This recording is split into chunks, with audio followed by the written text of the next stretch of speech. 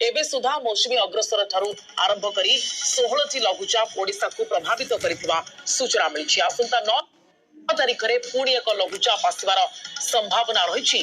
बंगोपसागर में पुणी घूर्णिबलय किंबा लघुचाप सृष्टिर संभावना रही। नजर रखी पाणीपाग विभाग सतर्क कराई।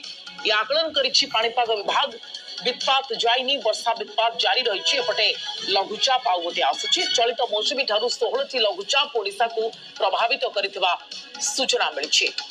16 लघुचाप चलित मौसुमी ठारू 16 लघुचाप ओडिशा को प्रभावित करिथिबा सूचना आसुछि। यार भितरे पाणीपाग विभाग जहा आकलन करिछि जे लोके जलबंदी बाहरी नांती गोटे पटे एपटे लघुचाप पुणी एक आसुछि। बंगोपसागर रे पुणी घूर्णिबलय किंबा लघुचाप सृष्टि होबार संभावना रही।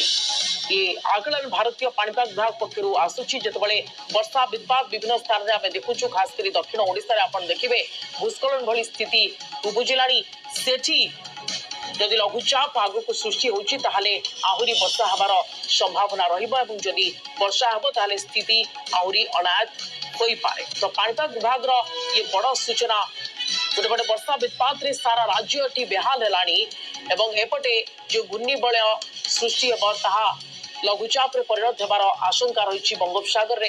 तेणु ये पाणीपाग विभाग रो आकलन निश्चित भाव में भयभीत करुछे, काहेकि आगको वर्षा आहुरी मध्य होई पारे। एवं खास करी आपण जो देखिबे ताले दक्षिण ओडिसा विभिन्न स्थान रे एथर गजपति रे भी भूस्खलन स्थिति उपजिछि। मौसुमी महांती हम प्रतिनिधि अधिक सूचना पाई होचंती फोनलाइन रे।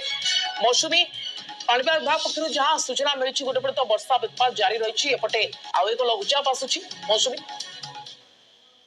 सुप्रिया अपन देखिथिबे गत किछ दिन धरी लगातार गोटे पर गोटे सीरीज लघुचाप आछि जार प्रभाव रे भीषण वर्षा लगी रही। जो रिसेंट लघुचाप आसला ता प्रभाव रे गजपति जिला रे भूस्खलन होइछि और सेठी प्रबल वर्षा होइछि। एबे पाणीपाग विभाग रो सूचना अनुसार आउ गोटे लघुचाप मध्य आसिया पई जाउछि। तेबे भारतीय पाणीपाग विभाग रो जो विस्तारित परिक्षण आकलन आसे ता अनुसार 9 अक्टोबर बेलकु उत्तर बंगोपसागर अंचल गोटे घूर्णिबलय सृष्टि हो। परवर्ती समय अधिक घनीभूत हो गोटे लघुचाप रूप नब। वर्तमान समय मौसुमी अग्रसर ठारू आरंभ करी एबे सुधा 16 लघुचाप ओडिशा को प्रभावित कर सारे। मौसुमी सीजन में लघुचाप तो अधिक आसे किंतु अधिकांश लघुचाप रे आमे देखुछु बन्या परिस्थिति लगातार भाबे सृष्टि होईछि।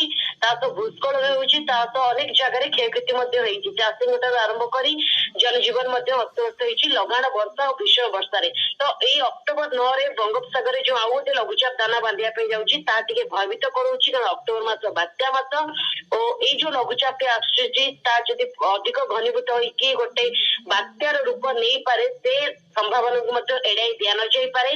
तेणु पाणीपाग विभाग रो विस्तारित आकलन को देखिकी मन रे एबेटू टिके भय गारिलानी। जेहेतु बात्या मास रही बात्या निश्चित भाव आसव एई मासरे से आशंका मध्य रही। तेणु 9 अक्टोबर बेलकु गोटे लघुचाप बंगोपसागर दाना बांधुछि। एबे ठारू स्पष्ट भाव कही हेई परिबो नाही कि कोन हबो केते दूर घनीभूत हबो केउ स्थान रे तार अधिक प्रभाव रहइबो।